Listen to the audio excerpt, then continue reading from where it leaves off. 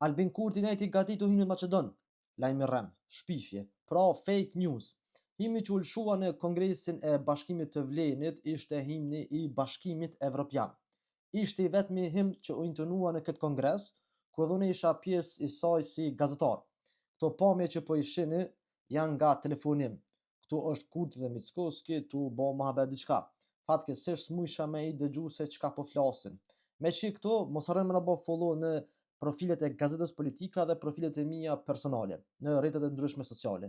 Raportimet me inati, paragjykime dhe me agjende diku kundër Kurtit e Vlenit nuk i bojnë mirë as gazetarisë në Kosovë e Maqedoni, as opozitës, qoftë në Kosovë, qoftë në Maqedoni. Si të qoftë Vleni tash është bërë një parti. Nga disa parti janë shkrirë në një parti të vetme. Akuzat që Kurti ka përçarë shqiptarët e Maqedonisë së Veriut besoj që më nuk qëndron. Tash të përçarë kanë mbet partitë opozitare, pra kundërshtarët e Vlenit, parti që një kohë gjatë e përkrah Kurti. Aty pra në opozit janë një 4-5 parti secila me kryetar të veçantë.